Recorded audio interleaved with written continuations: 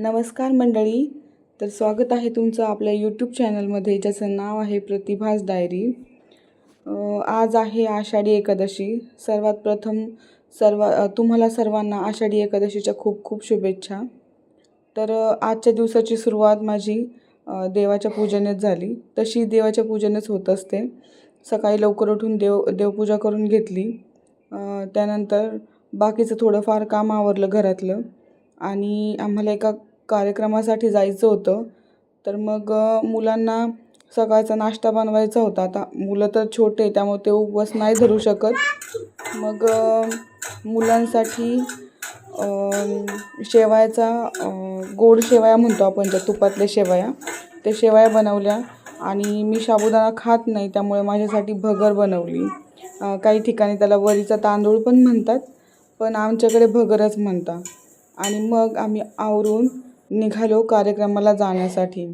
तर आता हे दोघं बघा, ह्यांना काय माझ्यासोबत चालायचं नव्हतं. हे पुढे पुढे पुढे पुढे पळत होते. माझा स्वस्तिक कायम पुढे पुढे पळत असतो, त्यामुळे शिवण्याला पण त्याच्या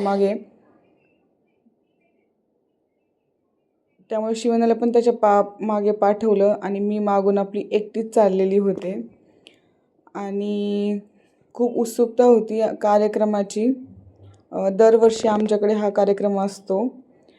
मला काही जास्त शूट करता नाही आलं. मी फक्त तिथं जे डेकोरेशन केलं होतं, जी विठ्ठल रुक्मिणीची मूर्तीचं सजवलेली होती, तेच केलं.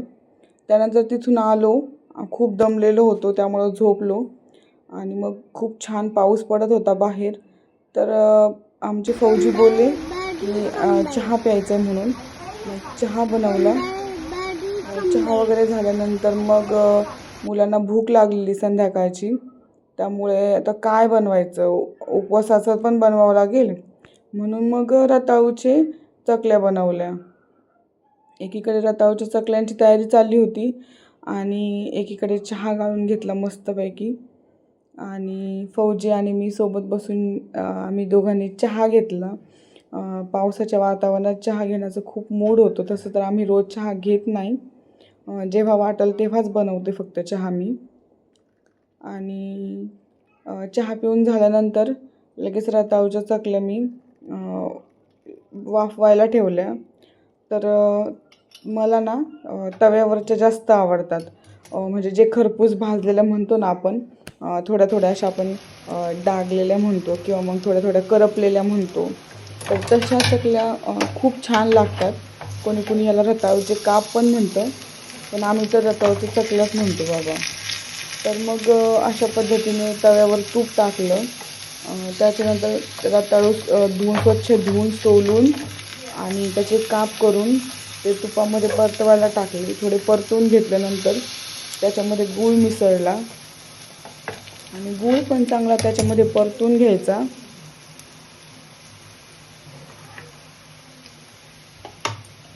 गूळ चांगला परतल्यावर एक झाकण ठेवायचं आणि मस्तपैकी मंद आचेवर वाफवत राहायचं. फुल गॅसवर तर नाही शिजवायचं, तर जळतात लगेच गुळ असल्यामुळे. आपण त्याला पाणी नाही टाकायचं शिजायला, त्या बस गुळाच्या आणि वाफेच्या ह्याच्यातच शिजल्या पाहिजे. गुळाचं थोडंसं पाणी आणि वाफ बस याच्यावरच शिजल्या गेल्या पाहिजे. तुम्ही पण करून बघा. अशा चकल्या खूप छान लागतात.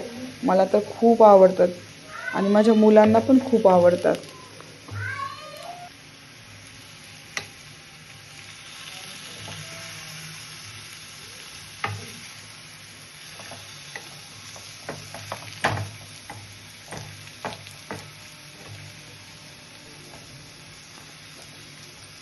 बघा, अशा पद्धतीने चांगला गूळ त्याच्यामध्ये मिक्स करून घ्यायचा आणि परतवून घ्यायचं परत एकदा. आणि मग झाकण ठेवून बघा, ह्या अशा प्रकारे बनतात. आता मी ह्या अशा बनवल्यात, पण मला ह्याच्याहीपेक्षा जास्त करपलेल्या आवडतात. पण मुलांना आणि फौजींना नाही आवडत, त्याच्यामुळे मी अशाच बनवल्या आणि खूप छान झालं होतं. खूप म्हणजे खूप छान. त्याचा रताळूचा जो सुवास असतो ना, जो बनताना जो छान स्मेल येतो सगळ्या घरामध्ये, फ्रॅग्रन्स म्हणू आपण त्याला, इतका छान येतो काय सांगू. मला तर ना खाण्यापेक्षा त्या वासाने जास्त पोट भरल्यासारखं वाटतं.